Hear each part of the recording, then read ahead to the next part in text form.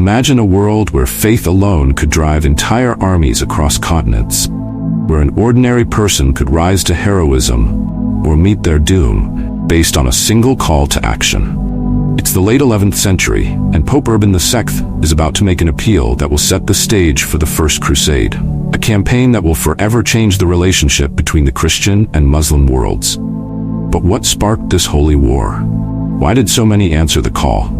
And how did this First Crusade lay the groundwork for centuries of conflict?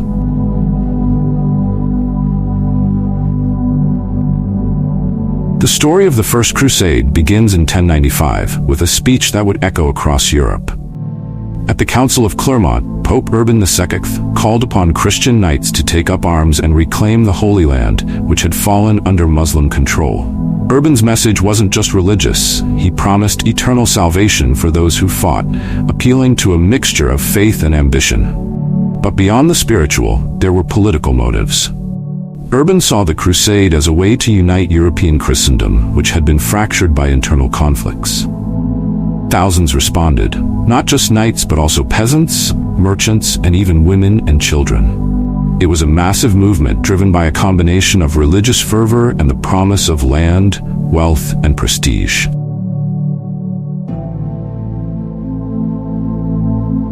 The journey to Jerusalem was perilous. Crusaders had to traverse thousands of miles across treacherous terrain, from the cold of Europe to the deserts of the Middle East.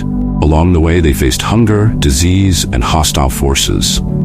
But they also encountered new cultures, ideas, and technologies. This journey wasn't just a physical one. It was symbolic of the clash of civilizations. The Crusaders viewed their mission as a holy one, but for the Muslim rulers of the region, it was an invasion. The Crusaders faced resistance from the Seljuk Turks and various Muslim factions, yet their determination remained strong. By 1097, they had arrived at the gates of the city of Nicaea, where the first major battle would take place.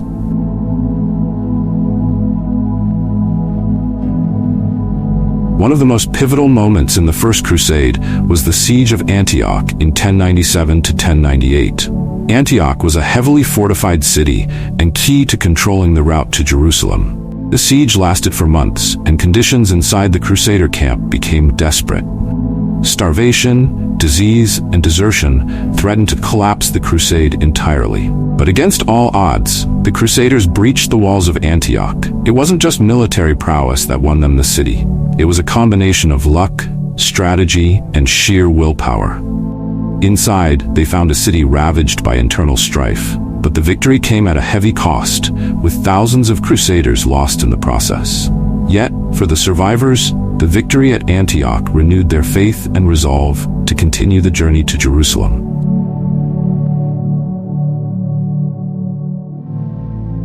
In 1099, after years of grueling travel and countless battles, the Crusaders finally reached Jerusalem, the ultimate prize. The siege of Jerusalem was brutal. The city's Muslim defenders fought fiercely, but the Crusaders were determined to take the city at any cost. After a month-long siege, they breached the city's walls and unleashed a massacre of its inhabitants, killing Muslims, Jews, and even Eastern Christians. For the Crusaders, it was a divine victory. They believed they had reclaimed the city for Christianity, but in the process, they sowed the seeds of centuries-long animosity between the Christian and Muslim worlds. The bloodshed that followed left a stain on the legacy of the Crusades, even as it secured Jerusalem for the Christian world, at least temporarily.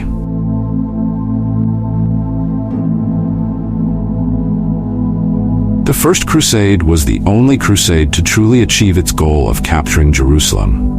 But it wasn't the end of the story. The Crusaders established several Crusader states in the Holy Land, which would become flashpoints for future conflicts. Over the next 2 centuries, several more crusades would be launched, each with varying degrees of success. But the First Crusade was more than just a military campaign. It was a defining moment in medieval history. It reshaped the geopolitical landscape of Europe and the Middle East, creating lasting tensions between Christians and Muslims that are still felt today. It also marked the beginning of an era where religious zeal could mobilize entire populations for war, a phenomenon that would repeat itself throughout history. The First Crusade may have ended in victory for the Christians, but it came at a tremendous cost, both in human lives and in the relations between the Christian and Muslim worlds. It was a war fought in the name of faith, but one that left a complicated and often dark legacy. If you found this deep dive into the First Crusade fascinating, be sure to like the video, subscribe to the channel, and hit the notification bell so you don't miss any future explorations of history's most pivotal moments. Let us know in the comments what aspect of the Crusades you'd like to see explored next. And thanks for watching.